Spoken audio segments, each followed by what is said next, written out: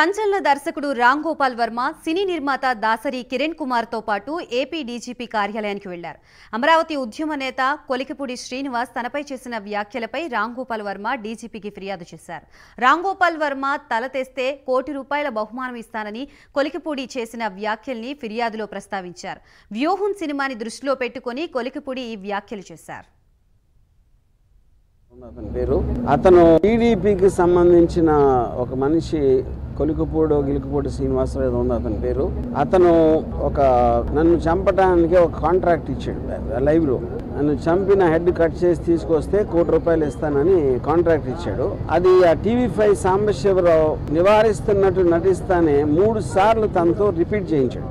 అంటే దాని అర్థం ఏంటంటే వాళ్ళిద్దరూ కుమ్ముక్కై ముందే ప్లాన్ చేసుకున్నట్టు క్లియర్గా అర్థమవుతుంది. మూడోది దాని తర్వాత కంటిన్యూ చేశాడు డిస్కషన్. దాన్ని బట్టి కూడా అది ప్రూవ్ అవుతుంది. ఇంకా ఛానల్లో ఇలాంటి వ్యక్తులను పెట్టి ఇలాంటి ప్రసారాలు చేయిస్తానంటే 100% ఛానల్ ఓనర్ బిఆర్ నాయుడు గారు కూడా దాంట్లో కాన్స్పిరసీలో చేయి ఉందనేది నా బిలీఫ్.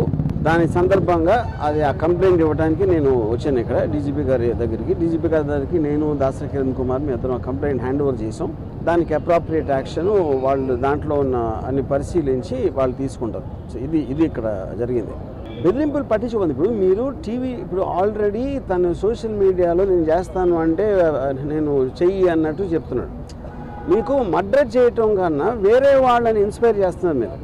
ఎందుకంటే ఇప్పుడు మీకు కిరాయి హంతకుల వీళ్ళ డబ్బులు ఇస్తే ఎవరు చేస్తారు? కిరాయి హంతకులు చేస్తారు.